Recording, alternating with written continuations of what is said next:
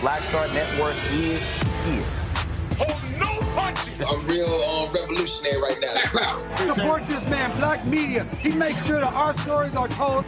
Thank you for being the voice of Black America, Roland. Stay black. I love y'all. All momentum we have now, we have to keep this going. The video looks phenomenal. See, there's a difference between Black Star Network and Black-owned media and something like CNN. You can't be Black-owned media and be scared. It's time to be smart. Bring your eyeballs home.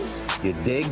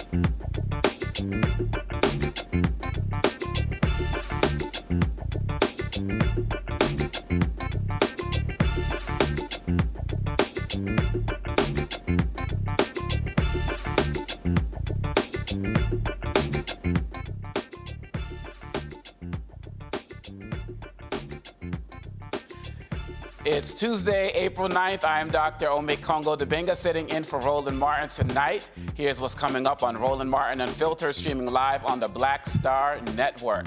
Arizona reinstates a 160-year-old abortion ban. We'll talk to the medical director and owner of a family planning facility in Arizona about how this ruling will affect reproductive care in the state. A Black Florida mother just wanted to help her son, who was experiencing a mental health crisis. Now he's facing being paralyzed for the rest of his life and a possible prison sentence. A former Michigan police officer pleads guilty to beating an arrestee. In New York, Robert F. Kennedy Jr. campaign official says getting him on the ballot can help Trump win in November.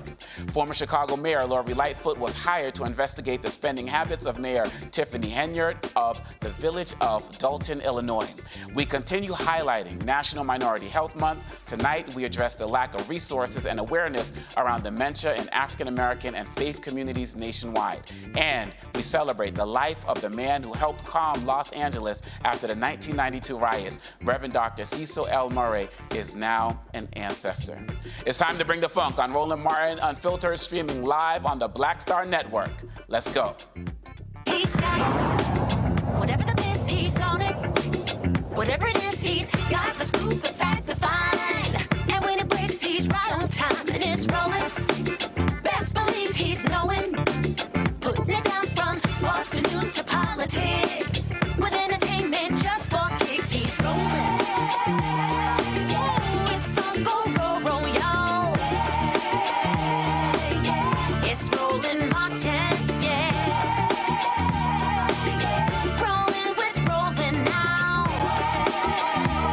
He's funky, he's fresh, he's real, the best, you know he's Roland Martin.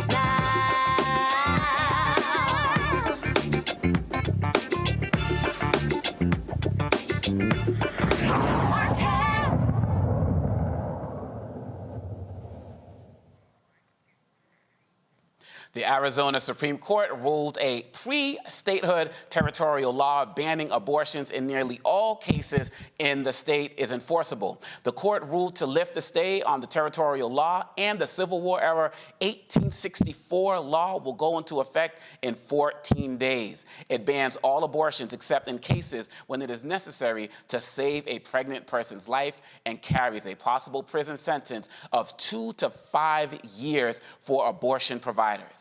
The court heard arguments in December about whether the 1864 law should be reinstated. Up until today, abortions were legal in Arizona up to 15 weeks of pregnancy under a 2022 law signed by then Governor Doug Ducey. An older court decision blocked the 1864 law shortly after the U.S. Supreme Court issued a 1973 Roe v. Wade decision guaranteeing a constitutional right to an abortion. But when Roe v. Wade was overturned in June 2022, then State Attorney General Mark Brnovich, a Republican, persuaded a state judge in Tucson to lift the block on the 1864 law. In March, a report revealed the number of abortions in the United States has gone up significantly since the overturning of Roe v. Wade in 2022.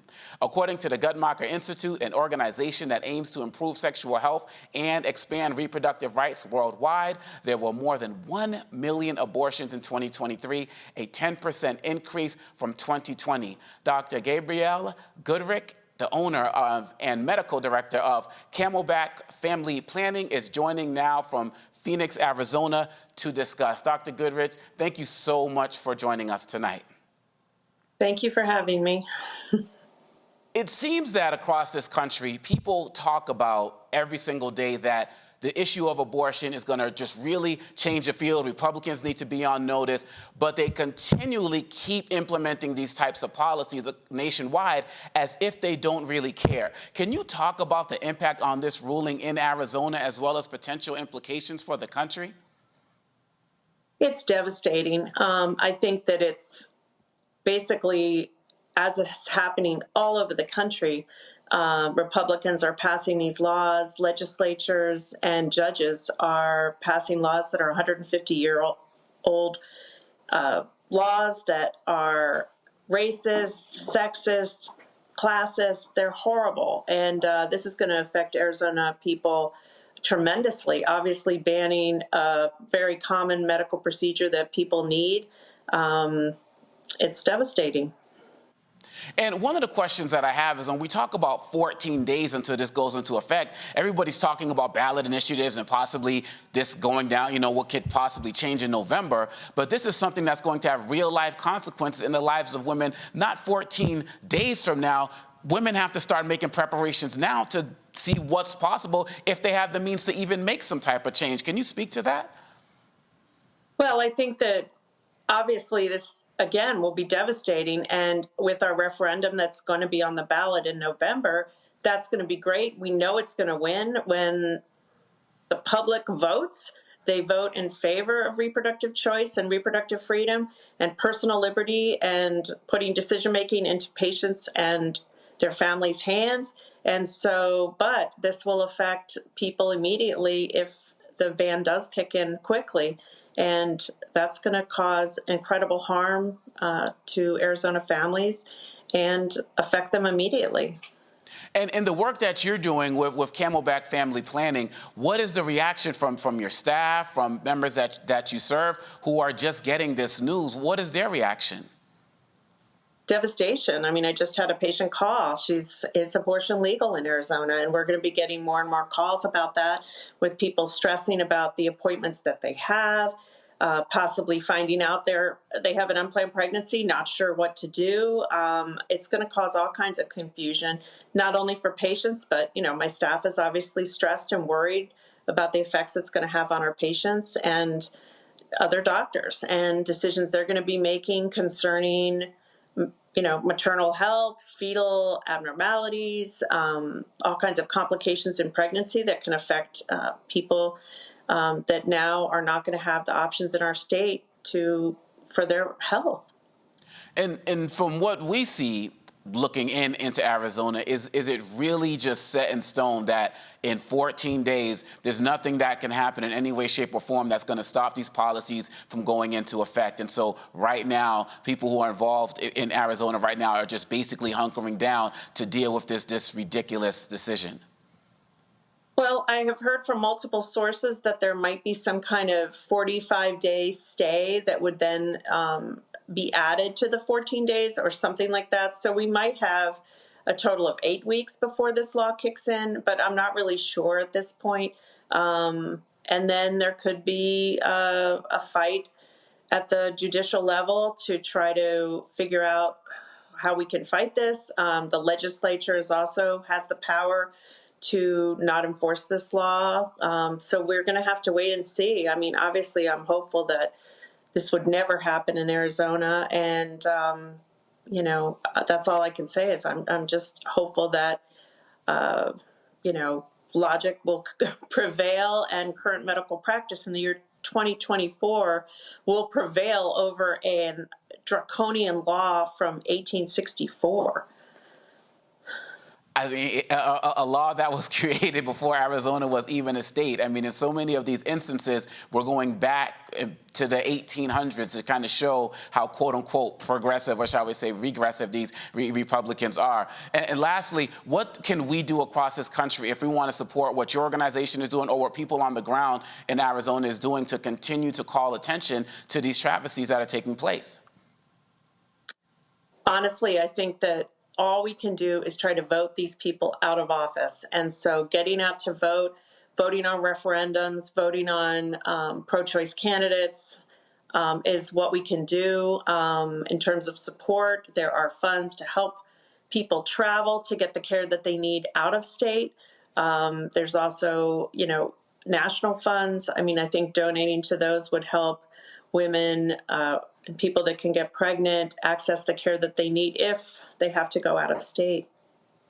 That's really powerful. And I want to bring in my panel because they also have some very important questions for you. Our panel tonight, we have Dr. Mustafa Santiago, former senior advisor for the Environmental Justice EPA, Washington, D.C., Dr. Larry J. Walker, assistant professor, University of Central Florida in Orlando, and Dr. Julianne Malveaux, former president of Bennett College, economist and author. Dr. Malveaux, let's start with you. What is your question for Dr. Goodrick?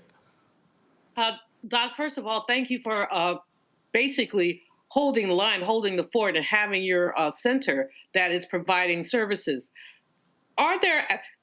There's a 14-day delay, and then there's a possible 45-day delay. But what's the possibility of just repealing this 1864 law? I mean, this law, as Wakonga said, it's before Arizona was a state. Why has that law not been repealed, and can it be repealed? Yeah, it's hard for me to say why that hasn't been repealed. It should have been, but again, we had the protections of Roe v. Wade, so I think that it just stayed on the books. And unfortunately, you know, with the extremists we have in our government, they're trying to enforce this draconian law, and that the legislature does have the power to, I guess, make this, you know, not the law, but I just don't know at this point. Dr. Walker. Yes, I think my question in particular relates to, you know, you described how this is going to impact, you know, women and families from various backgrounds. Specifically, I like to talk about women in the state of Arizona from minoritized backgrounds and also who come from underserved backgrounds. And can you elaborate a little bit more about how this is going to impact women who come from communities that disproportionately haven't been invested in and don't have access to a variety of resources? How it would impact this decision will impact them? Absolutely. This obviously affects, you know, people from, you know, Black and brown people, rural, young, poor, most, and they are disenfranchised in general from the medical community and getting medical care. And they are going to have the hardest time accessing the reproductive care that they need and going out of state. People of means will always have the ability to get abortions and travel and have the financial means to do that. And these laws all around the country target our most marginalized communities and communities that already have an extremely difficult time getting the medical care that they need. So absolutely right. This is what these laws are, that's they're going to affect the most. Dr. Ali, your question. Yes. Well, Doctor, thank you for everything that you're doing. You know, in trying to frame this question for you, one, there is Black maternal health. There's also Indigenous maternal health. And we know there in your state that you have populations that are a part of both of those sets of groups. But there is also the fact that we have had white men who have been making laws for hundreds of years now, and that they have not particularly cared about either one of those sets of communities. How do we help people to understand that when we talk about body autonomy, that this issue is particularly focused in that area of the decisions others have made for both Black women and Indigenous women and Latin women as well? Absolutely. The reproductive justice movement is obviously focusing on these populations being heard and that their reproductive rights have been trampled on, you know, for hundreds of years, and they are affected the most by these laws. And people must understand that these laws and regulations they affect those people. They have a higher incidence of unplanned pregnancies. Maternal and infant mortality is much higher in Black communities, Indigenous communities, and the Latin community.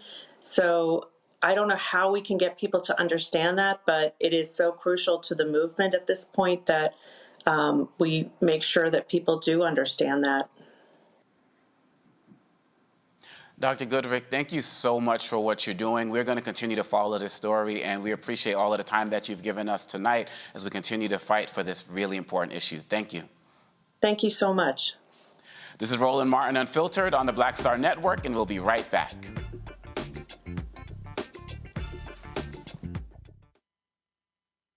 Fanbase is pioneering a new era of social media for the creator economy. This next generation social media app with over 600,000 users is raising $17 million, and now is your chance to invest. For details on how to invest, visit startengine.com/fanbase or scan the QR code. Another way we're giving you the freedom to be you without limits. Terry and I, we couldn't play in the white clubs in Minnesota. It felt like such a, strength through adversity type moment that I think Black people just have to go through.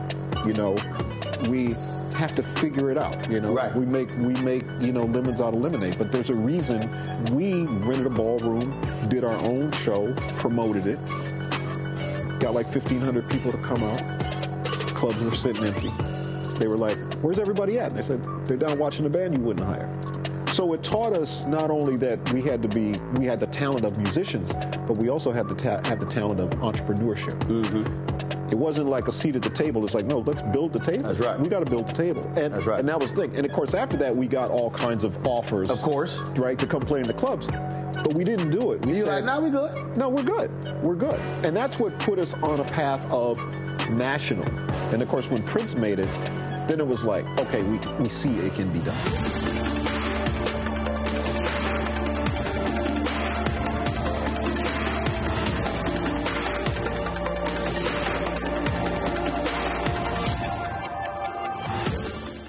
Essence Atkins. Mr. Love King of R&B, Raheem Devon. It's me, Sherry Shepard, and you know what you watch. You're watching Roland Martin Unfiltered.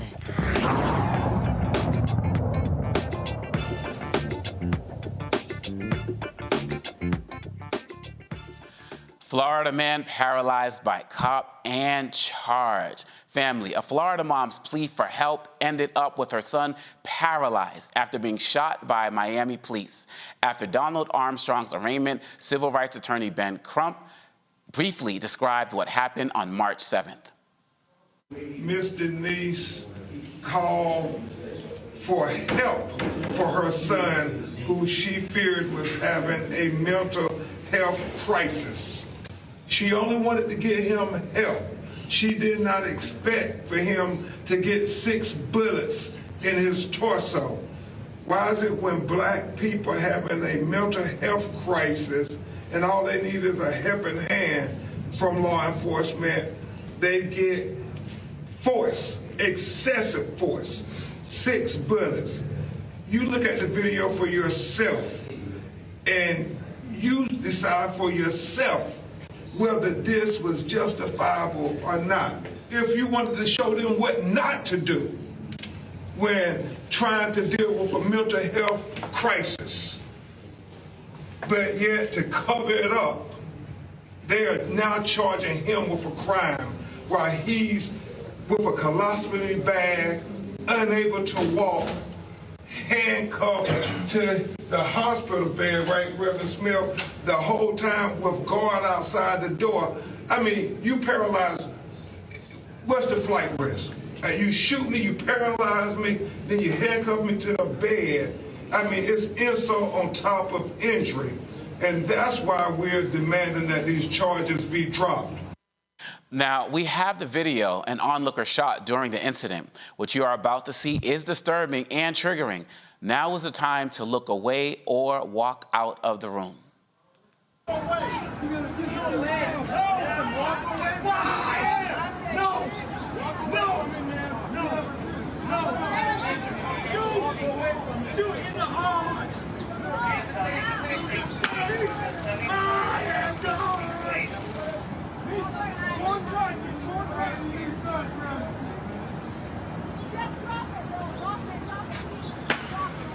What happened?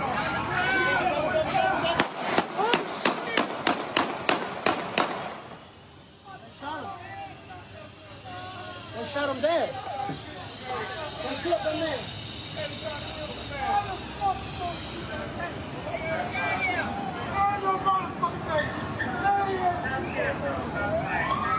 Oh my God. Oh my God. Armstrong was arraigned on aggravated assault on a law enforcement officer and resisting arrest without violence charges. Going back to our panel, Dr. Walker, it's like every day.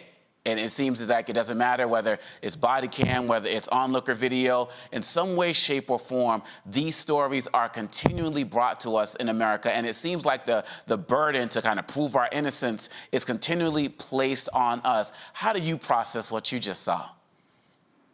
There is no way to process. This is racial trauma. And what makes it more disturbing for me is I live in the state. And these incidences are all too real. And you know, it's interesting when you have conversations with colleagues and events like this happen, they think that somehow you're disconnected, that this doesn't impact you. But, you know, not only, you know, me, but as a father. And, you know, this is unfortunately part of our, you know, history in America in terms of, you know, when law enforcement, you know, officers, and it's not just about training. It's about we got to have a really honest conversation about racial bias. And when people see, you know, black women and black men, that they automatically think that they're violent intentions. This brother had a mental health crisis. His family called for help, and they nearly killed him. And as you mentioned earlier, he's in a hospital and he's been shackled to a bed and he's paralyzed. And this is how black people in this country are dehumanized. And somehow he's treated as some kind of Superman who has the ability to heal himself and walk out of that hotel room. At a hospital. And once again, this is just another example of not just poor training, but part of this deep-seated issue of structural racism in the United States, and particularly as it relates to, you know, the disproportionate rate in which black folks are killed by law enforcement nationally. And this has happened for years. I hear you. And Dr. Ali, you know, we talk so much about people who want to talk about defunding the police. And so many of us who were part of that conversation, it was never about, for many of us, taking all money from the departments. It wasn't about defunding the police. It was about pre-funding the community so that we can have the type of assistance needed when families are having crises like this. It shouldn't lead to us dying, us being put in situations where we're almost paralyzed and maybe will not walk again. Can you talk about how you see this from the perspective of the needs of the community that could help us prevent situations like this from happening, including funding funding needed for proper officer training or other professionals who can help intervene in situations like this. Yes, thank you for that, and thank you for framing it in that direction, because people often think when we were talking about redistribution of funds that we were automatically talking about just getting rid of police, and that wasn't it. It was about making sure that we are directing resources to the solutions that we know actually work, and making sure that communities also have the resources they need to better be able to frame out what law enforcement looks like inside of their respective communities. When we talk about protect and serve, that means that the serve aspect means that you are listening to the individuals who you are inside of their communities. So let's also put this into context for folks. Over 100 people are killed by police every month. I did not say got shot by police. 100 people are killed every month by police in our country. So that tells you that we have something that's not working when the lives are being lost. And then when we unpack that, we know disproportionately that it is Black folks and sometimes brown folks and indigenous folks who are the ones who are losing their lives prematurely. We also know that there are solutions that folks have been able to implement that actually work. So in certain cities, they are making sure that there are mental health practitioners who are showing up to these types of incidents, and the police can be there also, but the mental health individuals, those practitioners, are the ones who get to take the lead. They're the ones who help to de-escalate the situation. They're the ones that help folks to understand what the individual may be going through. And so if we're serious about helping individuals, when we say protect and serve, if we're serious about that, then that means that we have to begin to bring into the sets of options, having one of the first ones being having those mental health practitioners making the first sets of actions to be able to help people to bring things down, to de-escalate the situation. But if we're not serious about that, then what we will continue to see are Black bodies piling up in communities across our country. Oh, no doubt, no doubt. And Dr. Malveaux, I know that there's the visceral reaction to what we're seeing, but in your current research, you're talking about the history of lynching in this country. Connect the dots for us in terms of what we're seeing. It's not new. You know, Omokongo, it's not new at all. And when you ask our brother how he processed it, I literally had I started shaking when I watched the man being shot so many times. My body started shaking. I said to myself, don't let him come to me first, because I might start crying. Richard Wright, who wrote Black Boy, said in 1930-something, he said, if there is a lynching in Mississippi, I can feel it in Chicago. That's right. What that means is that all of us who are of African descent and who watch that, we've been traumatized. It didn't happen today, but lynching culture says that white people can do whatever they want to Black people, whatever they want, and experience no consequences. And that's what lynching was about. It was about intimidation. It was about fear. If I could just say one thing to Black mothers, fathers, don't call the police on your child if they're having a mental health crisis. Call somebody else. And that's why Mustafa's point is so important. There needs to be, everybody is going through mental health crises in these United States these days. We keep hearing about, well, white folks go shoot something up. Oh, they were having a mental health crisis.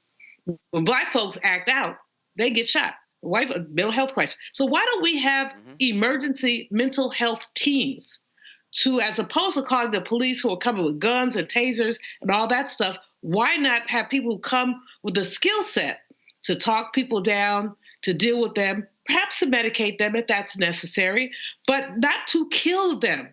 That woman did not intend for her son to be shot, shackled to a hospital bed, as if he's going to get up from the bed and walk away. It's so humiliating, but it is in part.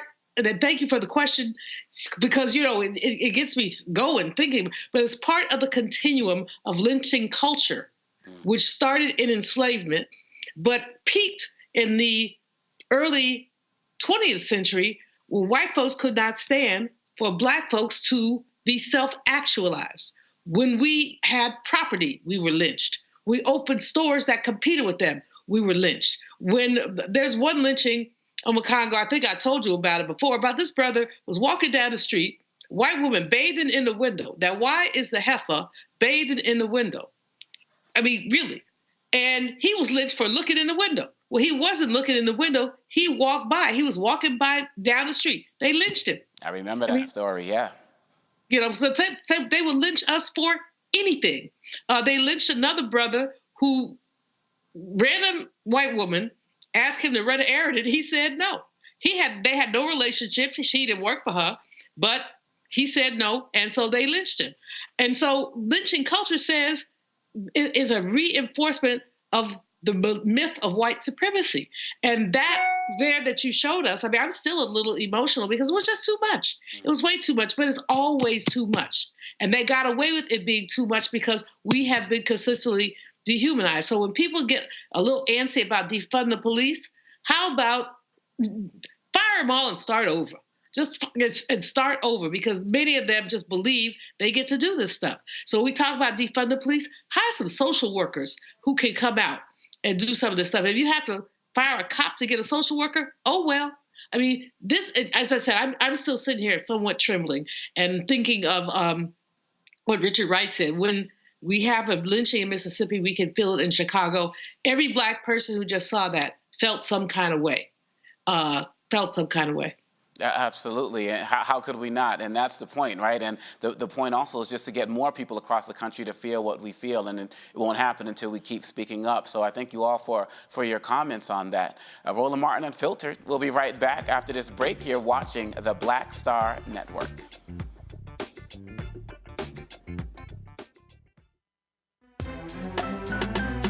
I'm Faraji Muhammad, live from LA.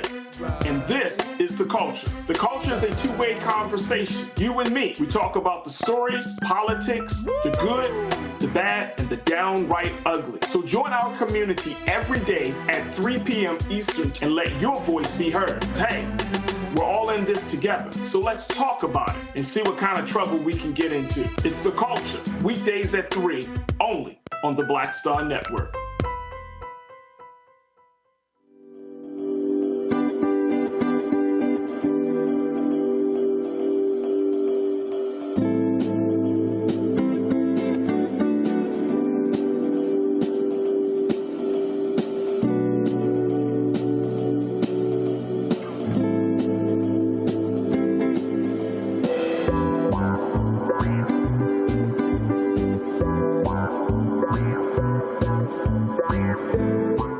John Murray, the executive producer of the new Sherry Shepherd Talk Show. This is your boy, Earthquake. And you're tuned in to Roland Martin Unfiltered.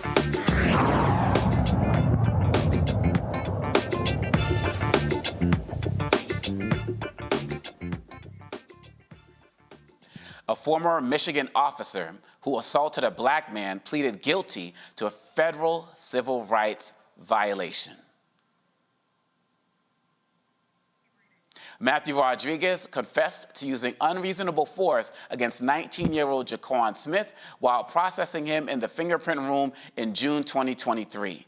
Rodriguez also admitted to making false statements about the incident. Court documents state Smith was not physically resisting arrest or attempting to escape Rodriguez's sentencing.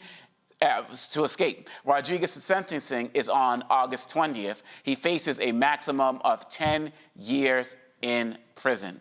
Now, Dr. Ali, I'm still kind of tripping off of our last section on this, because when I see this, we're talking about these stories back to back, and it seems like we get it coming and going. We get it off the streets, we get it in the prisons. It doesn't seem to really matter. The question I have for you, I want to kind of get your thoughts on it as it relates to the 2024 election, because the fact of the matter is, we talk about the George Floyd police reform bill, and there are many provisions in there that are designed to help the community from a mental health perspective as it relates to punishing officers who are wrongdoing and the like. But we're in this conversation about, oh, I don't even know if I'm going to vote because Biden doesn't care about policing. But we're seeing back-to-back two real stories that are showing what's happening in our communities. What are your thoughts as it relates to what you're seeing and the potential implications of what we're going into in 2024? That's an excellent question. You know, what we see is continually the dehumanization of Black folks. And because they have been able to systemically actually put these sets of actions in place, then we have to figure out how do we rehumanize ourselves in relationship to these systems that are there. So, you know, the voting is incredibly important in being able to make sure that, one, we have the sheriffs that we can often elect. So people will say, well, I don't want to vote for a president. Well, I often say, so what's going on the local level and the county level that you want to see change? We also know whether it's district attorneys or a number of these other judges that are a part of the legal system, that it's all tied to our vote. So if we want to holistically change these dynamics that are going on, one aspect of that, of course, is voting. The other part of it is also in how and where we move our dollars. So we have a lot of power that's in, you know, literally within our hands, within our ballot, if we will, but we have to make the decision that we're actually going to utilize. My grandmother says you have power unless you give it away. So we give away our power in relationship to the sets of choices we make. Now, of course, when that officer did what he did, you know, that is in itself another set of actions that need to take place. But we do have power to be able to make some changes happen, and it's tied to this election and future sets of elections, because it's never about, you know, just one election. Absolutely. And Dr. Malveaux, recently we saw at a rally that Trump had where there were officers who were out there who were endorsing Trump. This is a man who said, you know, he wants to be a dictator again. He basically wants to have his own police and military force.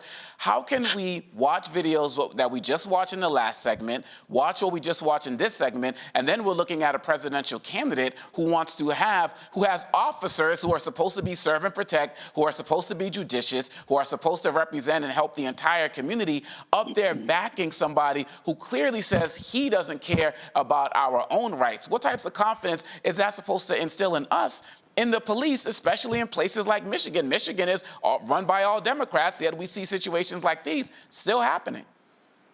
You know, Makongo, one of the things, I don't understand how any Black person with good sense can choose to vote for the Orange Man, especially after looking at that video. But not only that video, Biden isn't perfect. We all know that Biden isn't perfect. No political candidate, no president is perfect. We don't get what we want from any of them. You know, I wrote a book about President Obama. Are we better off? Because I concluded that we, in many ways, we're not. So we're not going to get everything we want from any president, but just looking at police violence toward Black people, you won't get a Kristen Clark as an assistant attorney general who is going for civil rights, who's going after these cases from a federal perspective. You won't get that. And so if you really think that going with that man is going to improve your life, think again. Take another think. And so to your question, I don't understand. I mean, I have a sibling who actually voted for the Orange Man in 2016, which resulted in a fist fight. But he didn't vote for him in 2020. And praise the Lord.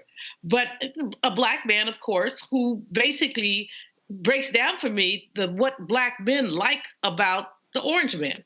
They like his entrepreneurship because they haven't read the Wall Street Journal, understand that he really is not a successful entrepreneur. You know, they think he's rich, and he will be a lot less rich in a few minutes when he has to pay all that money. And many of them who are basically patriarchal also like his sexism. And they do. And let's be clear, we have patriarchal issues in the African American community that we need to address. But in any case, I still don't understand these polls that say 16, 18, 20% of Black men and Black women are willing to vote for that man. We know that Biden is flawed, but he is perfectly flawed. He's on our side. He just got another, he's just forgiving more student loan debt. He's looking more at what our HBCUs can do. So I don't get the polling. I don't get the situation. But what I do get is that this police issue, the man who basically assaulted this young brother by his last name and by his look is Latino.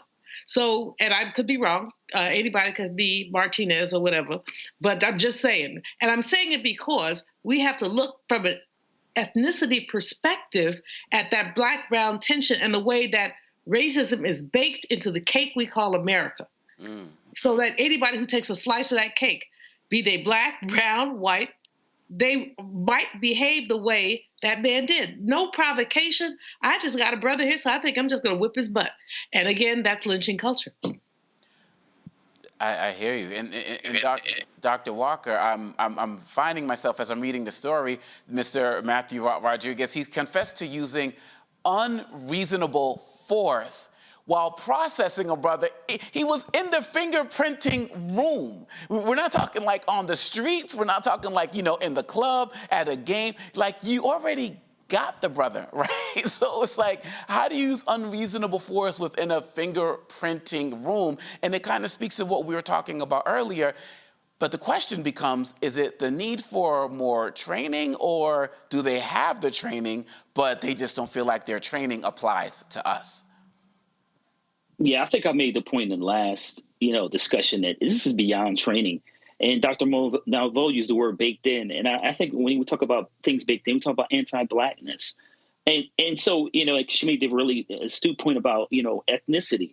And so we have to talk about anti-Blackness in communities of other communities from people from minoritized backgrounds, and how they adopt, these beliefs, anti-Black beliefs that lead to violence against people who are dealing with the same kind of challenges. And you're right, Doc. I mean, listen, this brother was already being processed. But once again, this is history of violence that we've been talking about the last two episodes that is ongoing in the United States for hundreds of years. And then so you have other groups of different minoritized backgrounds who eventually immigrate here in the United States, and then they adopt those same mentality. And so they view Black people as less than, right? So we've been talking a lot about, Black folks being dehumanized. I want to make another important point that Dr. Malveaux made is we need to give a shout out to Kristen Clark, because she has been consistent. We have our issues with Garland, but she's been very consistent in terms of prosecuting individuals who have not been walking the fine line. And so we have to acknowledge that the Office of Civil Rights has done an outstanding job prosecuting correction officers, police officers, and other individuals who continue to disenfranchise those from minoritized backgrounds, particularly Black folks. But once again, this is part of an ongoing pattern in United States history of dehumanizing and then using those beliefs to purposely commit violence against Black folks. And this is why not only voting is really important, but it's also acknowledged that you can't expect things to happen in 2 to 4 years. We have to remember that Jim Crow just ended in 1968 with the passage of the Fair Housing Act. So we have to keep in mind that those Great Society programs in the 1960s happened within a lifetime of many of our family and friends. So we need to put things in context when we have a conversation about how we believe things should improve. It takes sustained voting and pressure to make sure that Black folks are seen as human and receive the rights we deserve under the U.S. Constitution.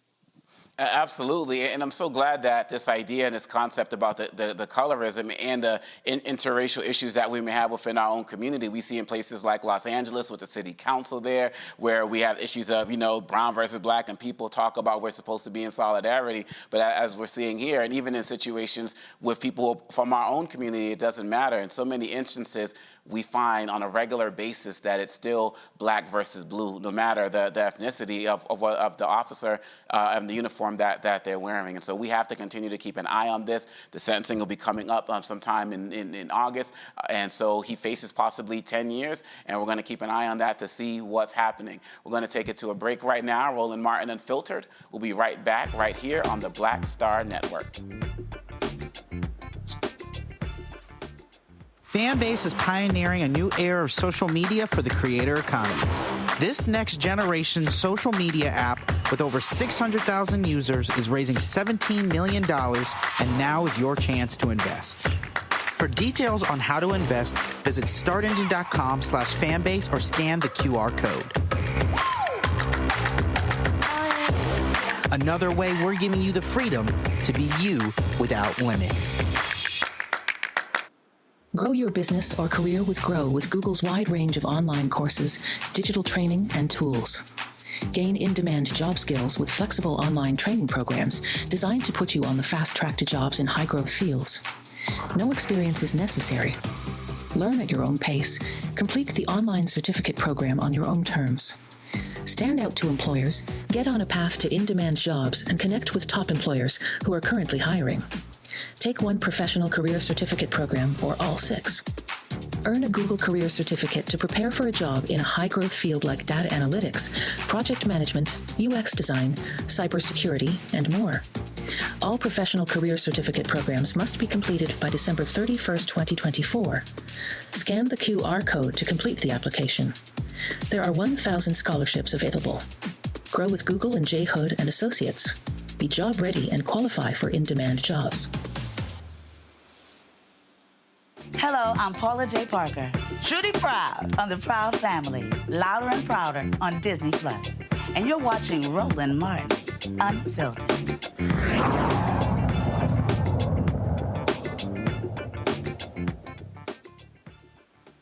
While President Joe Biden may not end up on Ohio's ballot, a New York-based campaign official for Robert F. Kennedy Jr. says the point of a third-party candidate like Kennedy is to help Donald Trump defeat Joe Biden. Listen to what Rita Palma, who has identified herself as the Kennedy campaign state director in New York, had to say. So right now, the way that I see it, and, things, I guess, will change over time because you do have to only pick one candidate at the end of the day. But the Kennedy voter and the Trump voter, the enemy, our mutual enemy is Biden. Whether you support Bobby or Trump, we all oppose Biden. 270 wins the election. If you don't get to 270, if nobody gets to 270, then Congress picks the president. Right now, we have a majority of Republicans in Congress. So who are they going to pick? Who are they going to pick if it's a Republican Congress? They'll pick Trump. So we're rid of Biden either way. People kept continually telling me, wow, that's a really good idea. That's a really good idea.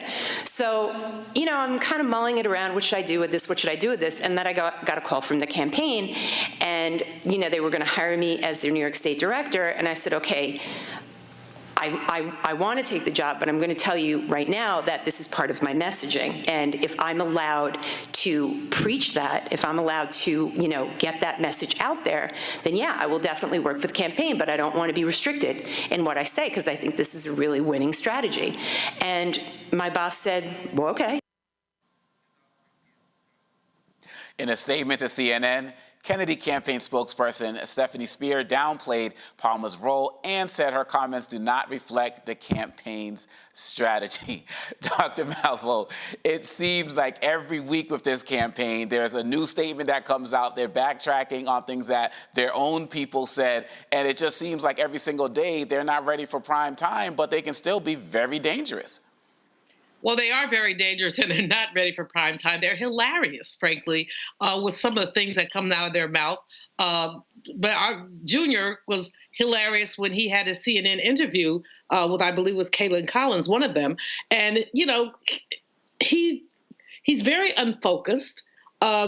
He doesn't know why he's in the race. He doesn't have positions, but he's anti-vax. I think he hurts both Biden and Trump. But I think that the damage may be more to Biden than to Trump. But I'm not sure because you know what? He sounds like Trump. He actually really sounds like Trump.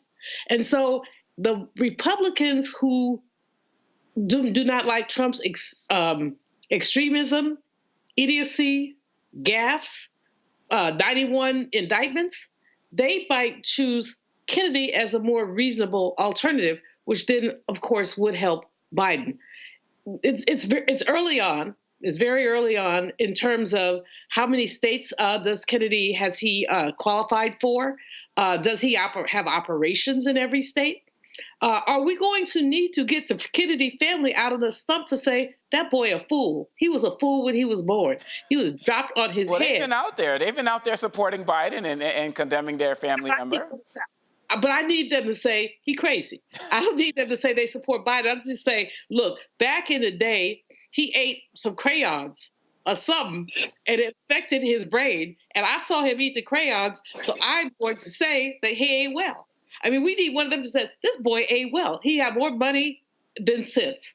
The family, we may need to deputize the family, but this whole thing is cray-cray.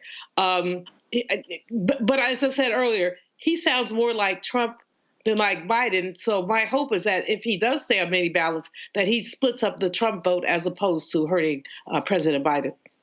And Dr. Walker, one of the concerns that I'm having with this, and what Dr. Malveaux is saying, it's just so spot on, is that I'm thinking back to Trump 2016 and how people didn't take him seriously, a little bit of a joke, you know, Hillary got this, and people kind of step back. I feel like as he's getting more and more attention, people are kind of looking at the campaign as being disheveled and disarray and the like, but there are people who do support him. And then when you add in other potential third-party candidates, he can do enough to affect Biden's chances. And my concern is that people are just looking at these particular situations as one-offs, and even though like every week there's a one-off, right? And they're not taking it seriously in terms of whatever state he can get on. I mean, I opened up this segment by talking about how Biden may not be on the ballot in Ohio with the Republican shenanigans that are going on. So even though we think this man is not serious, he can still be very dangerous for the campaign of Joe Biden, right?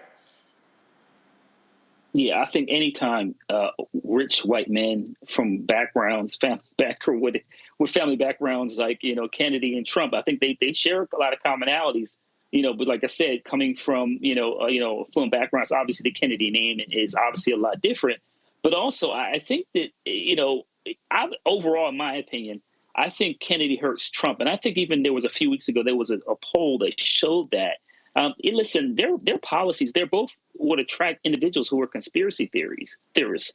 So, Dr. Malveaux said, talking about being anti-vax. I mean, think about all the really crazy conspiracy theories that Trump supporters believe in. Obviously, that the election was stolen, that there's some kind of, that the Biden DOJ is after Donald Trump. I could just go on and on and on. There are new conspiracy theories on a weekly basis. So like I said, I think Kennedy hurts Trump more than he hurts Biden. But I think also this highlights, when we're having this conversation about these two particular white males, it shows how whiteness works in America. Because in any competent democracy, neither one of them, A, one individual would have never won the presidency, and B, be a candidate. And then secondly, Kennedy, he's barely holding on to the Kennedy name. As we highlighted, we've seen the news over the last several months. He's had family members that have come out and very clearly say that they don't support him. He should not be president of the United States. But as Dr. Malveaux said, sometimes we need to go a little further and just say he's crazy because he has been an anti-vaxxer for years. And you would think, considering how many lives we lost during the COVID-19 pandemic and continue to lose, that he would change his position, but he hasn't. So now that he's not just an anti-vaxxer, he's really, anti-health care and really anti, in terms of, mortality, lower mortality rates. So he's dangerous for a number of those reasons. And once again, he's basically just surfing on his last name. No, absolutely. And Dr. Ali, one of the parts that the woman said, Palmer said, that was kind of scary was that part of basically, hey, if we break this stuff down, it gets kicked back to Congress, they select Trump. So it's almost as if they have a game plan, Dr. Ali, and it seems like, again, this is a situation where we have Republicans or people who might be supporting, an RFK, Jr., playing chess while many of us are playing checkers, because at the end of the day, she made it clear it's not about getting enough votes to send him to the office. It's about being able to cause just enough dissension that Trump will end up being the president one way or the other if it gets sent to Congress to have to decide for the United States. Yeah, and Dr. Malveaux and Dr. Walker, they broke it down and they explained all these critical elements that are so important. So we often on this network talk about helping people to understand the game. This is a game. There is a strategy that is in place to find avenues and ways for Trump to become president again. So if you're not being honest about that, then you're missing the bigger point of what these conversations and these educational lessons are all about. This election is about percentages, and the small percentages in a number of states that will determine who will be the next president. So in understanding that, then you unpack the fact of who is actually helping to fund the respective set of candidates that are out there right now. And when you take a look at this individual, you will find that there are a number of Republicans, both big money donors and others, who are supporting his candidacy, not because they believe that he can win, but because they are playing the margins. They understand that if they can get a few thousand votes here and a few thousand votes there, then they can make sure that Biden doesn't have what he needs. Now, with all that being said, I never tell anybody who to vote for, but I do tell folks to take a look at a particular candidate and ask yourself, are they planning on doing anything? Have you heard anything of substance? And does their track record show that they care about Black people and Black communities? And if you actually take the time to do a little bit of research, it's pretty clear about the individuals who don't have any significant sets of actions in helping our communities and honoring our communities and trying to uplift our communities, and the others who do. Now, even though the others who do still have their flaws, you being an intelligent, thinking individual should make sure that you are voting for someone who is actually going to help us move the needle in our communities, as we are also doing the work ourselves. And that's what the game is all about. You're absolutely right, Dr. Ali. When it comes to these candidates, it's not about comparing one candidate to the almighty. It's about comparing them to the alternative. And if we're really talking about a Black agenda and something that we really need to put together for our community, all of the information is there. All of the who's building the bridges, who's building the roads, who's working on police reform, who's working on HBCUs and medicine and all of these different issues, if we care to look. And so I think it's really important that going forward, we do a better job in our community of calling these people out, not looking at all of these individuals as gimmicks, because whether we can go back to people like Jill Stein, or we still don't know what's going to happen with Dr. Cornel West, little things here and there can really sway this election in a way that's really going to set Black people further back. And like you said, Dr. Ali, even if you don't tell people who to vote for, when you look and dig down into what's actually happening and look into the research, the answers should be obvious. The question is, are we willing to do the work and the research to find out, and stop playing checkers while these Republicans and whatever RFK is running as, they're out there playing chess because they got a larger mission as well, and we got to be mindful of that. So you're watching Roland Martin Unfiltered on the Black Star Network. We will be right back.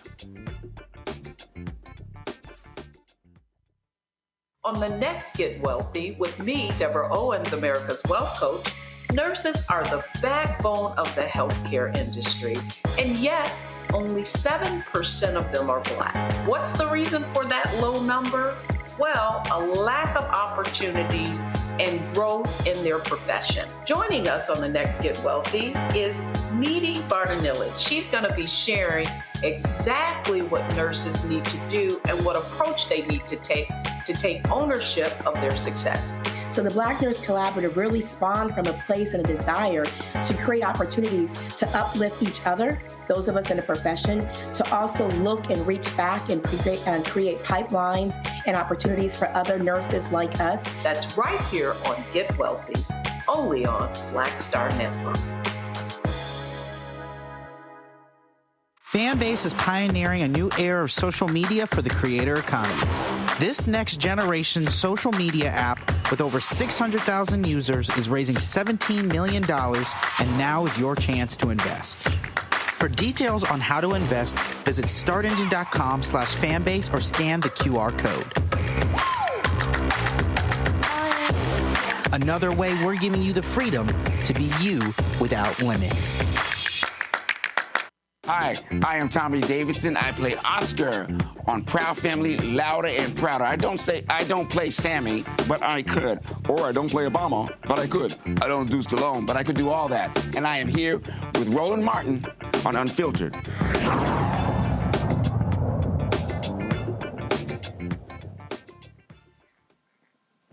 In Illinois, a former mayor will investigate the allegations of misused public funds of a sitting mayor.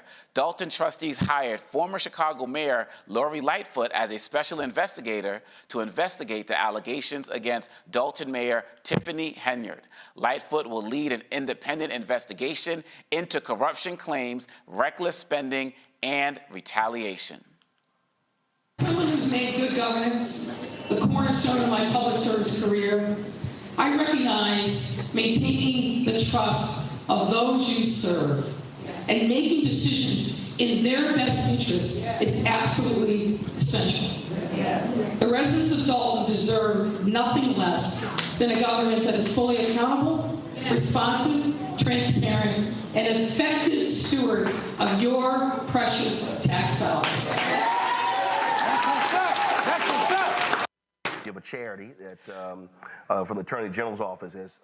Henyard became the first woman mayor in Dolton's 103-year history in 2021. Rowland interviewed Henyard in February about the numerous allegations leveled against her. Reached out to you. I want to say.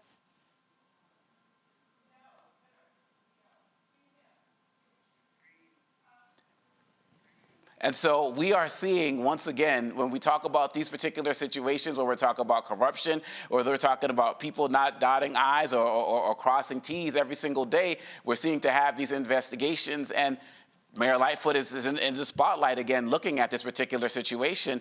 Dr. Walker, when you're looking at a situation like this, how do you envision this going? How do you envision, is this going to be a situation where people are going to talk about, oh, you shouldn't be trying to take a sister down.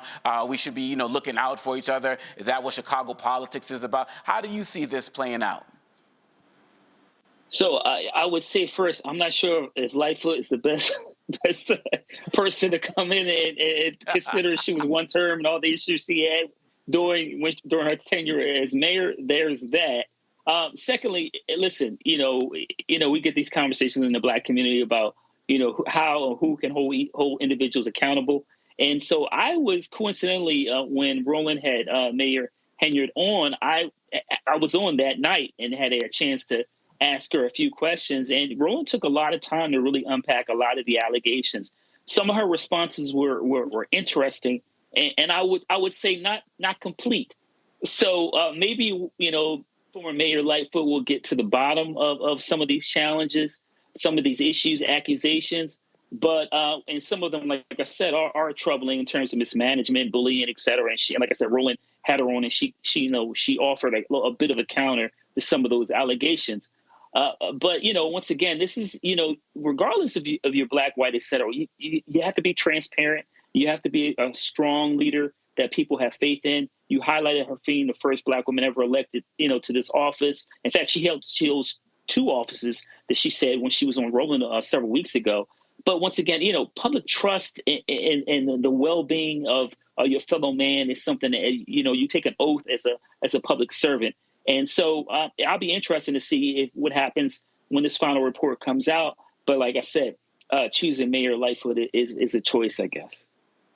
And Dr. Ali, when you look at this, especially when we talk about the election and across the country, when people there seems to always be a stronger eye that's put on Black politicians. And to be quite honest, even when we take it outside of politics, people want to relate anything that a Black person may do that's wrong, and in many instances even right, to some type of DEI conversation. I can even hear those types of rumblings coming out as it relates to this is what happens when you have Black mayors. I mean, what do you think about the overall spectacle of this investigation as we look at this particular issue, not only in this particular context as it relates to Dolton, but in a larger context of how Black politicians are viewed in general?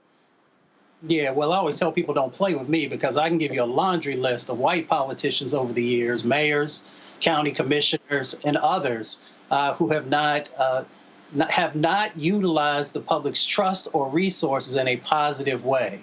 So we got to always be prepared to make sure that we tell the fullness of the story. Now, with that being said, you have a responsibility to actually use public funds in the ways that the citizens that you are representing are asking for. You have a responsibility for transparency. You have a responsibility for accountability as well. So, someone taking a look at if that has happened, it is just good governance. And we should make sure that that is always taking place, no matter whom is the individual who's running a city or a parish or whatever the situation might be.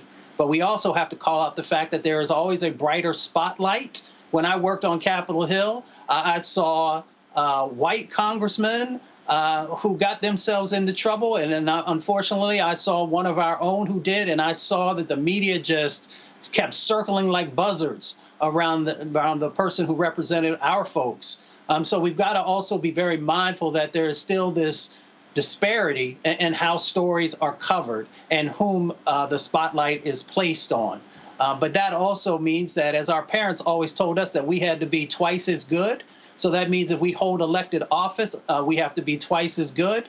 But we also have to be twice as good in making sure that if someone is coming for our folks and they're doing it in an illegitimate way, that we have places like this network to make sure that we are sharing the truth in an unbiased way, but in a way that helps to educate folks on what the situation might be, and also highlighting folks who are doing the work correctly, because we have a number of Black politicians from all levels, from local all the way up to the highest levels in our government, who are actually doing the job the right way, and they should be getting applause. They should be getting flowers. And if we don't do that, then we are not making sure that folks are honoring the excellence that exists inside of our communities.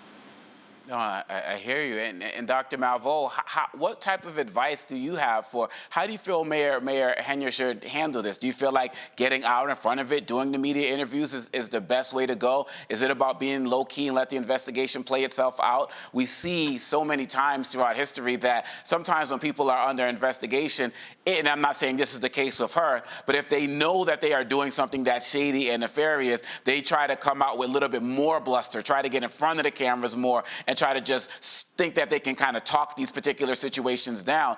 Given the history of situations like that, do you think it's better for her to kind of stay low-key, cooperate with everything, or get out in front and just own it in front of everybody and let the pieces fall where they may? You know, Congo, from what I'm reading, I don't know that this is stuff she really wants to own. There's a sexual assault thing in there.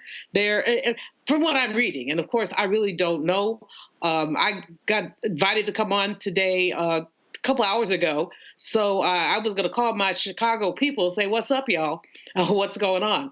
I do think that the appointment of Mayor Lightfoot is fascinating. You know, as Dr. Walker says, fascinating because it basically almost removes at some level the notion that this is racist. So you've got a Black woman investigating a Black woman.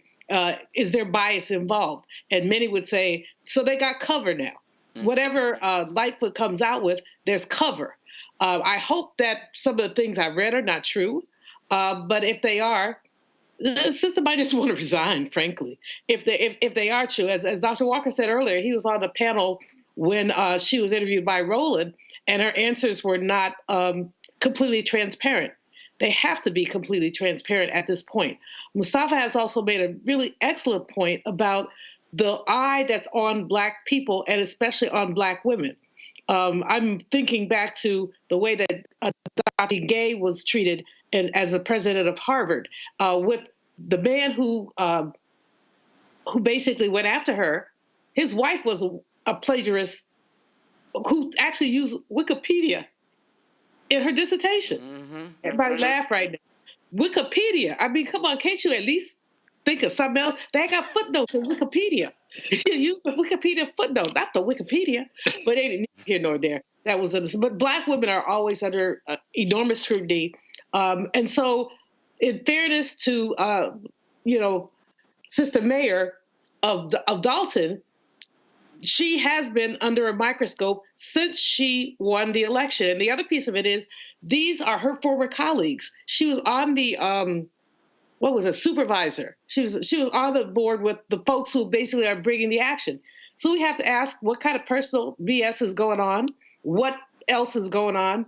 But I would advise her to get a good attorney and a good publicist, because it would not be for me to say, should she get in front of it, should get behind it, but she needs somebody to manage the story in a way that is at least harmful to her. If there is truth to these allegations, cop to them.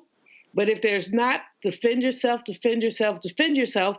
But understand that the context in which this is happening is a highly racialized context. We've seen it, with Black women. I mentioned Dr. Gay. I could mention the little baby girl, Angel Reese, who a sick white man described as what do you call it? A dirty debutante. Yeah, and if you Google that, guess what comes up? Pornography. See, I had never heard of a whatever debutante before. So I said, I know I'm old. I know I'm behind the times. Let me Google this and see what they mean. And the first thing that comes up is somebody's naked behind. So basically, but Black women, we get slammed. We get slammed. And so she has whatever else is going on, everybody who watches the story has to acknowledge the racialized environment in which it happens. And as Mustafa has said, he's absolutely right. We can't do the stuff that white folks do. White folks get away with so much it's not even funny. And yes, that's racialized. But I remember when Brother Diggs had to resign from Congress, and it was over something like using his congressional credit card to basically buy some furniture. And he said he was going to pay it back. And he probably was. But somebody it was less than $30,000, if I remember. This is a long time ago. But it was less than $30,000. Meanwhile, you see these other folks doing all kind of foolishness, getting away with it, and no one blows a whistle on them. So understand the environment. And this is an unfortunate story. And I think it's going to be unfortunate for both mayors in terms of Lightfoot's not going to relish, quote, taking a sister down, if that's what she's going to do. She's not going to relish that. I mean, I think she's a fair person. Didn't love her as a mayor, but I think she's a fair person, and she's probably one of the best to investigate. But this becomes a Black-on-Black thing, and our people are going to take sides. True indeed, and I think that's one of the beautiful things about the Black Star Network is that, we have the ability to have people come on and have this conversation. There are not going to be many people across the national media that are going to want to give the mayor a platform, and they're not going to want to give former Mayor Lightfoot a platform as well. But here on the Black Star Network, we are interested in truth because it's really going to help us build our community as we continue to keep an eye on this story in a way that only the Black Star Network knows how to do. You are watching Roland Martin Unfiltered on the Black Star Network, and we will be right back. Next on The Black Table with me, Greg Carr, a conversation with Professor Toyin Falola, a man described by many as an African intellectual legend.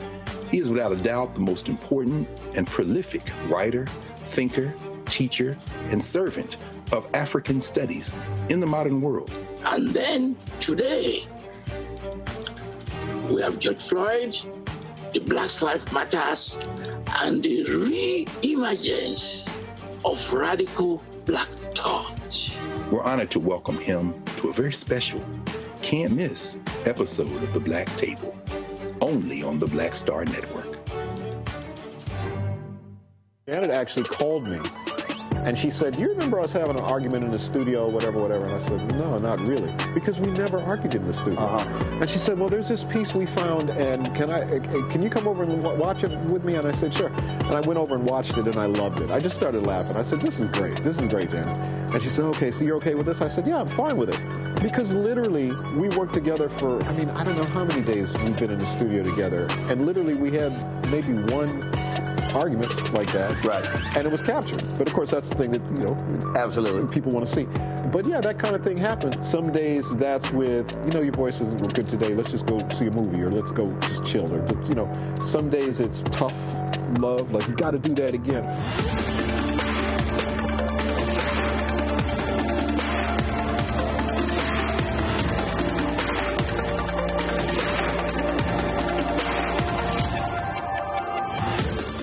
I'm Jo Marie Payton, voice of Sugar Mama on Disney's Louder and Prouder Disney Plus, and I'm with Roland Martin on Unfiltered.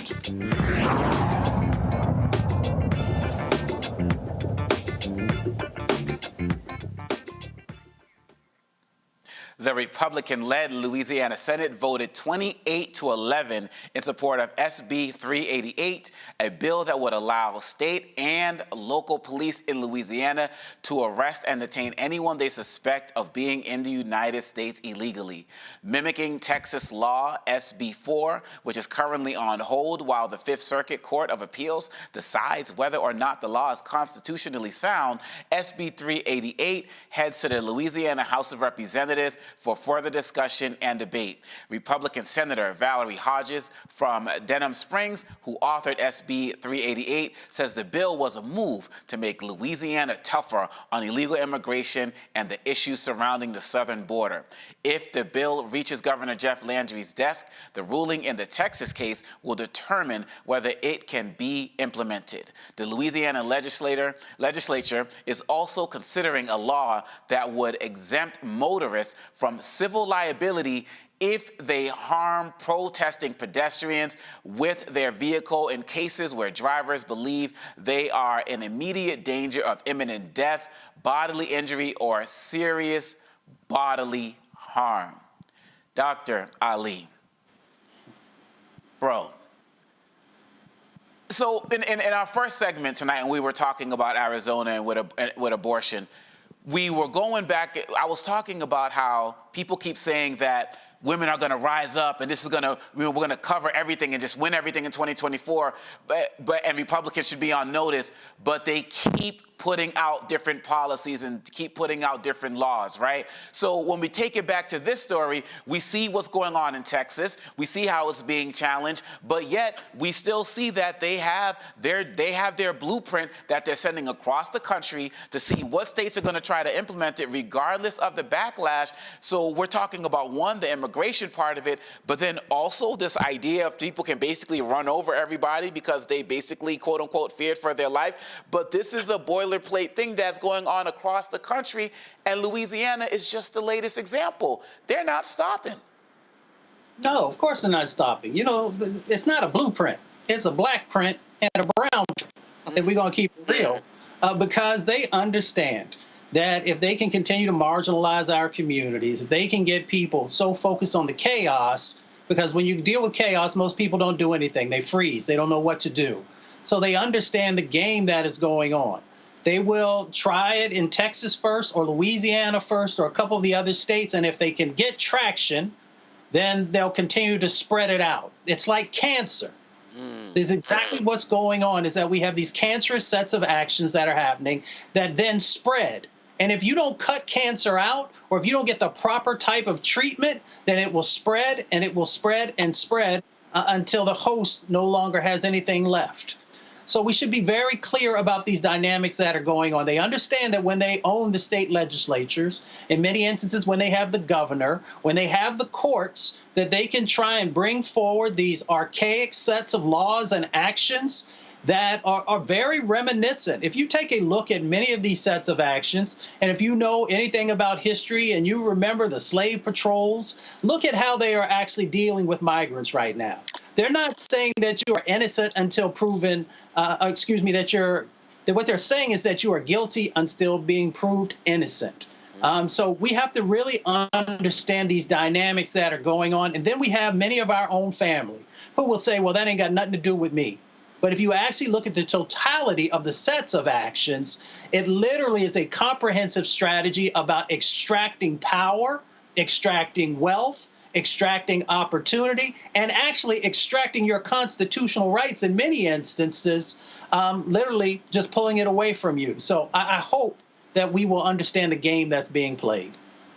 Absolutely. And Dr. Malveaux, kind of going back to your research, when I'm looking at a bill that would basically give local and state police the opportunity or, the right to arrest anybody, and I know these are officers, but it also kind of makes me think of with the lynching and how individuals are just deputized to go and do whatever they want to anybody. And I kind of see that as the next step. If these local officers can arrest anybody, then they're probably going to have another law where people can make citizens arrest if they feel like someone doesn't belong here. But speak to the thought about empowering local police to deal with an immigration issue. What does an immigrant look like? I look like an immigrant. I got stopped in Miami one time for something that I didn't do, and they said they thought I'd look Mexican. Well, I'm a light-skinned black person. I could look anything. And I was actually held at the airport for about an hour until they found my picture in the paper because I was speaking the next day. They said, that ain't her. But that was funny. But what does an immigrant look like? What does an illegal immigrant look like? People have stuff that's stamped on their head that's an illegal immigrant. So that gives local officers enormous discretion to mess with anybody. Because in Louisiana, Arizona, those places are on the kind of on the border. So they're thinking it's basically Latino, Latinx folks. But the fact is that anybody, you could be Canadian, you could be a white guy who came illegally from Canada. Are you going to stop him too? So the amount of discretion is extremely troubling because it basically yields, as Mustafa has said, yields people's rights. It just says you can mess with somebody. It is in a part of the continuum of lynching culture. You can stop anybody. And when I think about it in the context of enslavement, let's remember the movie 12 Years a Slave. If you look like you could be a slave, you could be stopped and reincarcerated because you look like you could be a slave. And, there's so many stories in Black women's history about women who were free, somehow being sexually compromised and then sold into enslavement because of course, they were stupid. They married white men, or they thought they married white men. And those white men were basically enslavers and took them. And they disappeared from their families. I mean, there's stories that have been documented of that. So this is too much discretion. And there's no way that you can look at somebody and say, that's an undocumented person. That's an illegal person. You can't look at someone and say that. So the Louisiana local, this is for want of a better word, bass backwards. I didn't curse. It's bass backwards to allow this to happen. I hope the higher courts will say this is an illegal law. But again, let's look at the context in which we live. And the context in which we live is one of predatory capitalism, where there's enormous competition and where there is enormous racial animus. And in that context, the higher courts, if they go to the right one, this law will be struck down. But if we go to a court that has been with many Trump appointees on it, let's just call it, this law will be upheld. And if it's upheld in Louisiana, it will be upheld in other states. And we will talk about, again, the encroachment of rights. And what we're seeing day by day by day is the encroachment of rights. I mean, it really is quite frightening. It's traumatizing. I'm trying to figure out how to get up out of here. I mean, literally, I started looking into property in Ghana because I don't know that I can take this. And I don't know that many of us can. I'm not giving up. I'm not yielding, my citizenship. But I'm just looking at it. It just makes me feel better to go online and say, I could buy a house in Ghana. It just makes me feel better because this encroachment of rights, serious. No doubt, no doubt. And Dr. Walker, you're seeing this in real time because in Florida, you've been seeing issues relating to, migrant issues down there. But if I'm correct, DeSantis also attempted to pass a law down there where motorists can run over people who are at protests and the like. And so speak about, you're living a lot of these issues in real time as it relates to what's happening in Florida. But the law that, where people can basically get off for running over people with their cars. I mean, how far is this thing going to go? It's going to go far, and you're right. A bill was passed a few years ago, and then, after there was some issues, and I think in Cuba, I think it was after that you saw people on the highways, and no one said anything. So, wow. I think we need to highlight a couple things here in terms of what's happening in Louisiana, other states, Texas, et cetera. Essentially, this is a stop and frisk for anyone who doesn't look white. That's first. Secondly, the law relating to using a car essentially as an instrument of destruction is basically, a stand your ground with your car law. Mm-hmm. So I think in context, it's important on this show that we keep it real with people who are watching this, right? So you got stop and frisk. And then you got to stand your ground with using your car as a vehicle to mow down people who you would think of a threat. So the other thing about Louisiana is that with no doubt that both these laws are going to cost people not only their freedom but their lives, particularly the law relating to individuals who feel like their lives might be in danger, and then they can simply just run you over. This is going to, listen, when they pass these bills, they know exactly what's going to happen. And so I would also like to make the connection that Louisiana has one of the highest incarceration rates in the world, not the United States, and those individuals are disproportionately Black. Right. So it's very important for folks to make the connection, and then you just had the super right-wing governor elected. So connect the dots on all this, and for folks Louisiana, other states, we need to make sure we get out and vote every 2 to 4 years, local, state, and federal, to make sure this doesn't happen. And like you said, in other states, people, it's just a matter of time before this is coming to your town, to your city, to your state. So you just have to remember every single day, you got to get up and fight. It's not about those people over there. It is just a matter of time. So stop it in these other cities and these other localities. Speak up on it before it's too late for you. And that's how we start to make change and challenge these ridiculous laws. And like Dr. Wachter said, also getting out to vote. That's how we win it. Roland Martin, Unfiltered. We will be right back here on the Black Star Network. Fanbase is pioneering a new era of social media for the creator economy. This next generation social media app with over 600,000 users is raising $17 million, and now is your chance to invest. For details on how to invest, visit startengine.com/fanbase or scan the QR code. Another way we're giving you the freedom to be you without limits. When you talk about Blackness and what happens in Black culture, we're about covering these things that matter to us, speaking to our issues and concerns. This is a genuine people-powered movement. There's a lot of stuff that we're not getting. You get it, and you spread the word. We wish to plead our own cause. Too long have others spoken for us. We cannot tell our own story if we can't pay for it. This is about covering us. Invest in Black-owned media. Your dollars matter. We don't have to keep asking them to cover our stuff. So please support us in what we do, folks. We want to hit 2,000 people, $50 this month, raise $100,000. We're behind 100,000, so we want to hit that. Y'all money makes this possible. Checks and money orders go to P.O. Box 57196, Washington, D.C. 20037-0196. The Cash App is $RM Unfiltered. PayPal is R Martin Unfiltered. Venmo is RM Unfiltered. Zelle is roland@rolandsmartin.com. My name is Lena Charles, and I'm from Opelousas, Louisiana. Yes, that is Zydeco capital of the world. My name is Margaret Chappelle. I'm from Dallas, Texas, representing the Urban Trivia Game. It's me, Sherry Shepard, and you know what you watch. Roland Martin on Unfiltered.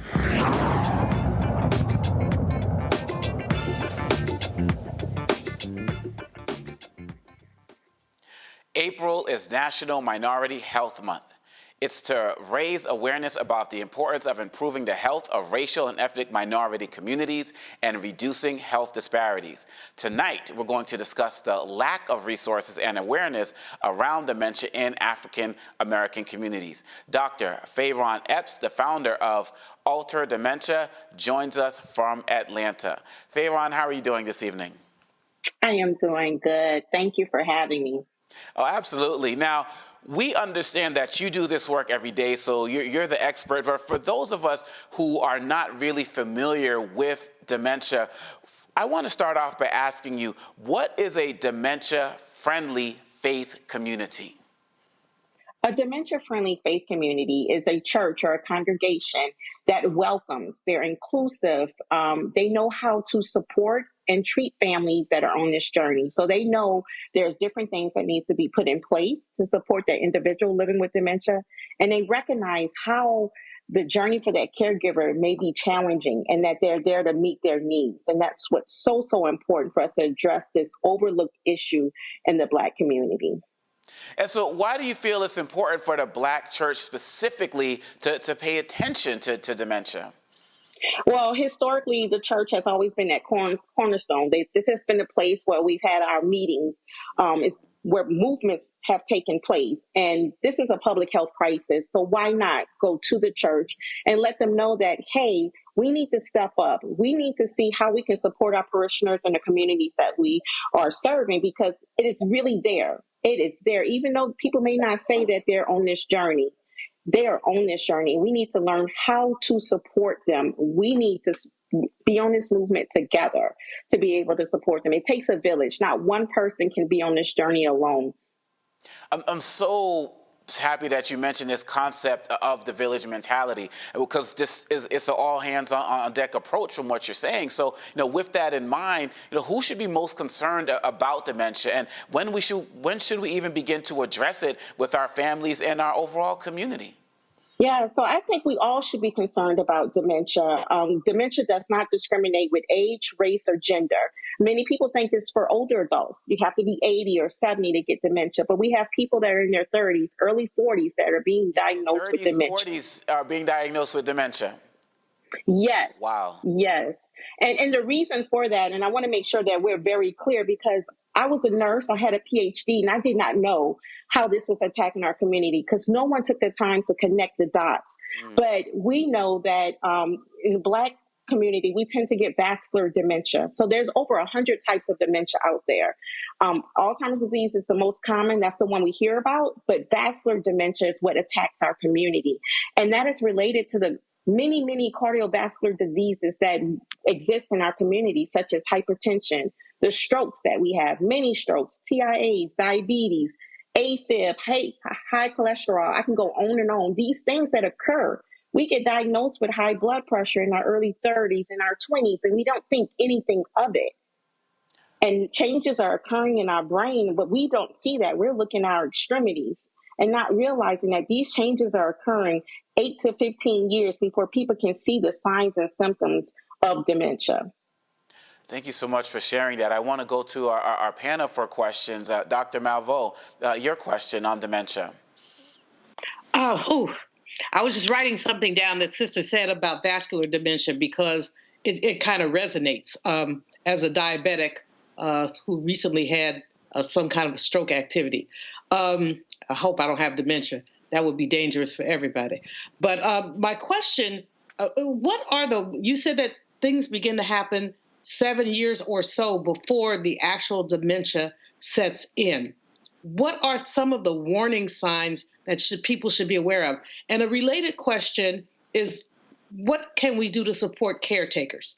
At my mother's end, as she was making her transition, she began to have some cognizant issues. And it was really hard on my sisters because you couldn't really understand what was going on. So A, what are warning signs? B, what can we do for the caretakers?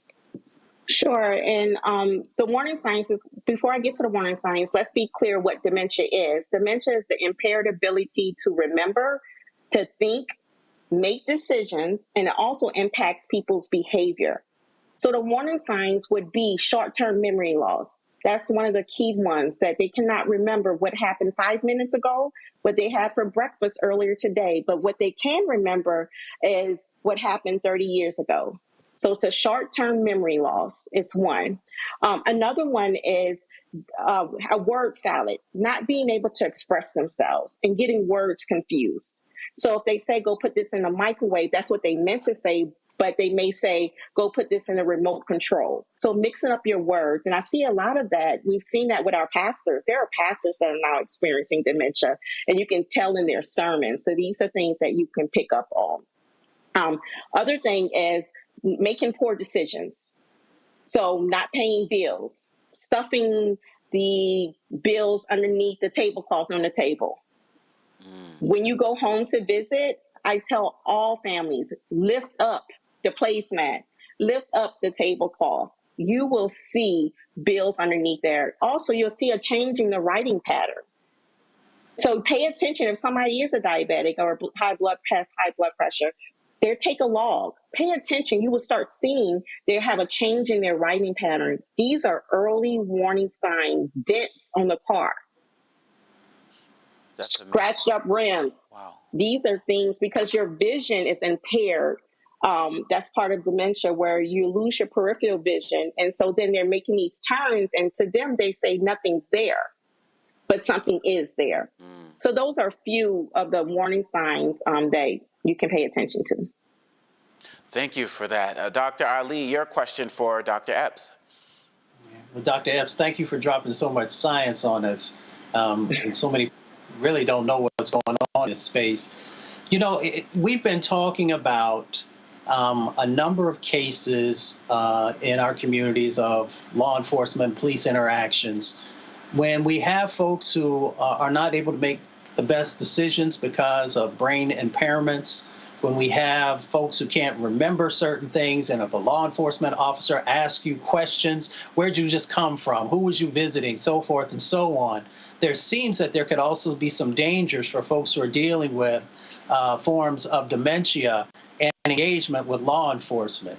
So I'd love to get your response to that, and if there are things that we can do to help to better protect and prepare our community around education or other types of things. I'd love to hear what that might be. Yeah, what you said is so true. And this is what we tend to see. There's a particular type of dementia called frontal temporal dementia.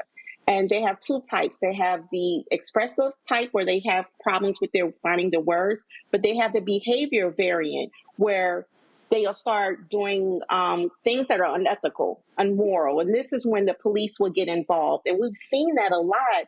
And if the police is not educated, if they're not educated, then they end up arresting the person. And if the family is not educated to tell the first responders that this is what's going on. And so it's a lot of education and awareness needs to happen within the family, the community, within the health system. Many times we assume that someone has a health certificate or a licensed health professional, that we should know everything about dementia, and that's not the case. And so it is continued education and awareness. In the Black family, we tend to, what stays on in the house, we keep it in the house. And we can't do that, because when we do that, we're actually putting ourselves at harm. We're putting our loved one in danger. So we need to tell the neighbors what's going on so they will understand when this person starts screaming or runs out the house, or if they touch you inappropriately. So we have a lot of people with their frontal temporal dementia. They would go up to women and touch them in inappropriate places. And what's the first thing we'll do? Right? We'll call, we'll get upset, but not trying to really understand what's going on here. And so my answer to that is a lot of education. And some states are actually working with first responders to make sure that they are aware and know how to respond. We're just in the beginning. I think we have a long road to go with making sure that everybody's on the same page. Thank you very much. Dr. Walker, your question. Yeah, Dr. Epps, thank you for taking time in your busy schedule to really unpack this important topic.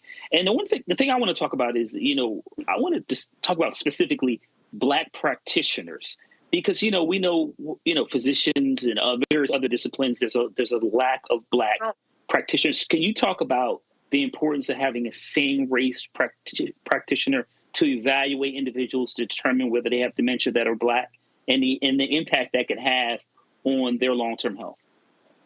So important. And so that's one of the things that I preach. There's a lot of stuff out here, and but it's so important to have that racial concordance with your healthcare professional or your provider, because there's a level of understanding that's there already. You don't have to explain what neighborhood I'm coming from, or what I may have to experience, or what I may have to do to get here. And so it's that level of understanding. And as part of that, I developed a course called Caregiving While Black. But I brought in Black health practitioners and other Black health professionals to say, I need y'all to come in and we need to teach our Black caregivers, because we teach a little bit different. And we need to speak to them like they're our family, because they are. And to make sure they know how to interact with the healthcare system so they can get better outcomes. They can get the outcomes that they need and deserve. So I totally agree with you that it's very important that we have racial concordance. And if that's not the case, we need to have providers that fully understand the communities and the families that they are serving, understand their culture, where they're coming from. And so they can fully understand and make that plan of care that matches and aligns. And that's how, when we go back home, we would adhere to the discharge instructions, because it makes sense now. But if you don't understand where I'm coming from, then it's hard. You don't know what to prescribe me. Wow, Dr. Epps, you gave us a lot, and I really hope that the audience is really taking it in, because this is not something that we think about on a daily basis, especially in our community, unless we're directly affected by it. And just that information about how to look for signs, it was just mind-blowing, because it's just basic things every single day that many of us don't pay attention to. Where can people go if they want to learn more about this and learn more about what your organization is doing as well? Where can they go?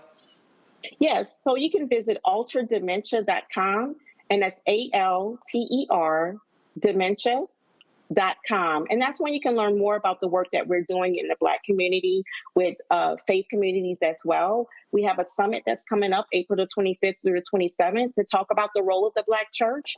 And it's for everyone with ministry in their heart, caregivers, even persons living with dementia, to come to Atlanta at the House of Hope Atlanta to understand, what can I do? What can I do to bring back to my family, my work environment, my church? What can we do? Because again, it takes a village, and we have to address this issue together. Dr. Fayron Epps, thank you so much, and we look forward to hearing more about the incredible work that you're doing. Thank you. Thank you. And we'll be right back. You're watching Roland Martin Unfiltered on the Black Star Network.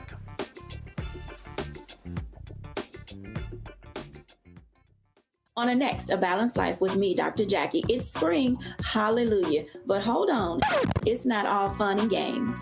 With the sun and the warmth comes the need to clean, the clutter, mentally, physically, emotionally, socially. All of those things need to happen. Getting rid of the clutter and clearing the cobwebs in our head and in our home. That's next on A Balanced Life on Black Star Network. Fanbase is pioneering a new era of social media for the creator economy. This next generation social media app with over 600,000 users is raising $17 million, and now is your chance to invest. For details on how to invest, visit startengine.com/fanbase or scan the QR code. Another way we're giving you the freedom to be you without limits. Carl Payne pretending to be Roland Martin. Holla! You ain't got to wear black and gold every damn place, okay? Ooh, I'm an alpha, yay. All right, you're 58 years old. It's over. And you are now watching Roland Martin Unfiltered. Uncut, unplugged, and undamn believable.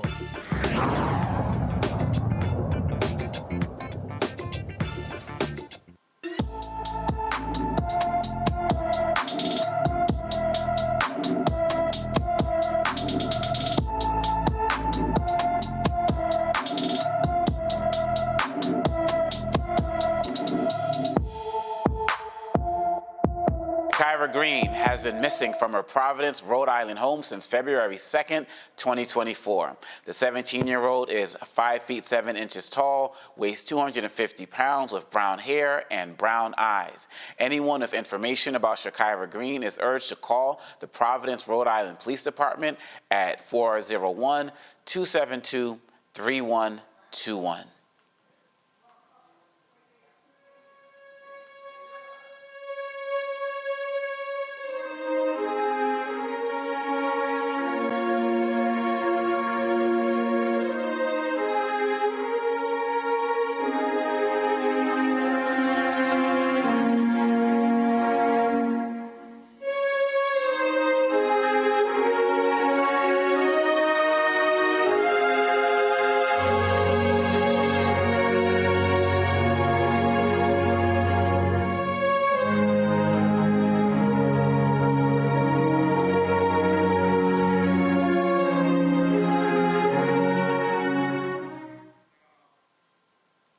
Reverend Dr. Cecil L. Chip Murray, who served as pastor of First African Methodist Episcopal Church for 27 years and was instrumental in restoring peace during the 1992 Los Angeles riots, has died.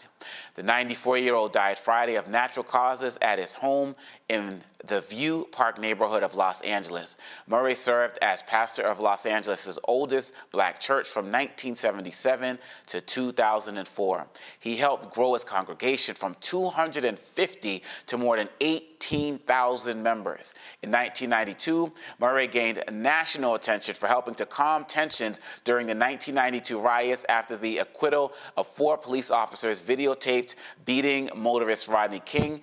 He played a vital role in rebuilding South Los Angeles after the uprising ended. Reverend Dr. Cecil L. Chip Murray is now an ancestor. Dr. Malveaux, it seems that every single day, the people in our community, the elders, the people we revere, are becoming ancestors. What are your thoughts as we reflect on the life of Reverend Murray? Well, I knew Reverend Murray, not well at all, but attended his church on many occasions. The View Park area in LA is one of the last bastions of sort of black middle classness in LA. And he was an amazing brother. We'll miss him. He did step down from his church in 2004, but he remained active. And so many LA politicians, especially Mayor Bass, but many others, really sat at his feet because he was so very wise. And he was not conciliatory in the usual sense of the word, but he wanted people to get along. He talked a lot about, especially after the uprising in 1992, and please let's not call it a riot, it was an uprising. But he became very influential because he spoke out, calmed down a lot of people who were very angry, justifiably angry, but you can't burn your own community. I guess this is one of the places I always tell people I'm old, but I'm 70. And that means that every day, I'm losing somebody. I did a eulogy for a friend on Friday, Dr. Ramona Edlin, who made her transition. And so, it's like every day there's something, but as you get older, that's just going to happen. What I think is challenging is the extent to which we don't appreciate that which we've lost. And I think often we just really don't. Chip Murray hadn't been out there like he used to be. And so I think there's a generation of folks who just don't know who he was. And I think that's sad, but that's life. Dr. Walker, as both, folks who work with students, I'm constantly concerned about the institutional knowledge that we're losing as we continue to raise this next generation of leaders. And, and those who are not going to know about Reverend Dr. Murray and what he did. What are your thoughts as it relates to his legacy and how we continue to push his legacy forward into the next generation? Yeah, I think you hit on a really important point. We're talking about Reverend Dr. Murray in terms of making sure that individuals remember that there were people that came before them to lay the foundation. He talked about his work after the uprising and rebuilding LA, but making the connection, that the intergenerational connections. And so that's so important. And I think not only in terms of we're taking time out on the show right now to talk about his legacy, but also in terms of making sure we have some, some documents to recognize his greatness. And I'm quite sure there'll be a number of these. I'm assuming it's some of the institutions in the local LA, in the city itself.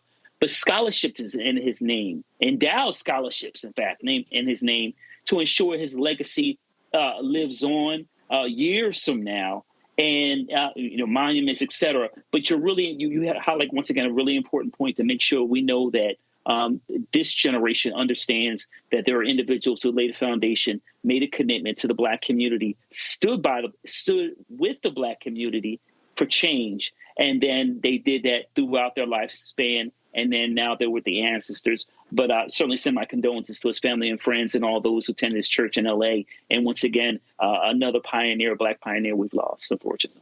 No, you're absolutely right, and I'm heading out to LA to be at Malik Books to be out there tomorrow, and so I'm interested in seeing just how people are paying, tribute to him. Dr. Ali, as we're going forward, we talked often, even in our last segment, about the church. What do you think he represents for us as it relates to the role the Black church should be playing going forward, given his monumental role, not just with the LA uprising, but in our community for such a long period of time? What's his message for the church going forward? to create a safe space, a welcoming space, a space that is focused on how we help our people move from surviving to thriving. When we think about our good Reverend Dr. Murray, you know, he was able to do many of those things. So folks often think about Los Angeles and they think about palm trees and you know, a place where everything just kind of moves at a pace that is welcoming. And that's not the case for many Black people in relationship to Los Angeles, but he was able to create that safe space. Our churches, our mosques, maybe for folks who go to a synagogue, they have a responsibility for not only being that safe space, but also being a catalyst for positive change, being a place where those who have been unseen and unheard can now find refuge. So we should take lessons from our elders like Dr. Reverend Murray and others who have been able to do that and then replicate it, because we have so many folks who are pulled away from our religious institutions because they don't see themselves reflected in those spaces. So as this next generation comes around, because all of us are part of the circle of life, we will all transition one day. But as we transition, there are opportunities for the next generation to take the best of us and to build upon that. And I think that that is a part of the lesson that Reverend Dr. Murray left behind, along with a number of our other elders who have now transitioned. I think you make a really powerful point there. And as I'm watching the video, you know, as you all are talking, the part that just moved me the most was the videos where he was talking to the young people, the children, passing on the energy, passing on the information. People talk so much about the disconnect in our communities between the elders and those who are young. And Dr. Reverend Murray was somebody who reached back to the young people and really wanted to make sure that they understood their power and their presence. And so he is somebody who was definitely going to be missed, and we wish Reverend Dr. Murray and his entire family peace during this entire process. You are now an ancestor, and we are always going to continue to uplift you because you uplifted us. That does it for us tonight. I want to thank the panel, Dr. Mustafa Santiago Ali, Dr. Larry J. Walker, and Dr. Julianne Malveaux for helping me hold it down while Roland is away. Roland will be back tomorrow, live from Augusta, Georgia. I want to appreciate everybody for watching us tonight. See you next time. Holla. Folks, Black Star Network is here. Oh, no punches! I'm real revolutionary right now. Support this man, Black Media. He makes sure that our stories are told. Thank you for being the voice of Black America, Roland. Stay Black. I love y'all. All momentum we have now, we have to keep this going. The video looks phenomenal. See, there's a difference between Black Star Network and Black-owned media and something like CNN. You can't be Black-owned media and be scared. It's time to be smart. Bring your eyeballs home. You dig? Pull up a chair, take your seat. The Black Tape with me, Dr. Greg Carr, here on the Black Star Network. Every week, we'll take a deeper dive into the world we're living in. Join the conversation only on the Black Star Network. Hi, I'm Dr. Jackie Hood Martin, and I have a question for you. Ever feel as if your life is teetering and the weight and pressure of the world is consistently on your shoulders? Well, let me tell you, living a balanced life isn't easy. Join me each Tuesday on Black Star Network for A Balanced Life with Dr. Jackie. We're all impacted by the culture, whether we know it or not. From politics to music and entertainment, it's a huge part of our lives, and we're going to talk about it every day right here on The Culture with me, Faraji Muhammad, only on the Black Star Network. I'm Deborah Owens, America's Wealth Coach, and my new show, Get Wealthy, focuses on the things that your financial advisor and bank isn't telling you, but you absolutely need to know. So watch Get Wealthy on the Black Star Network.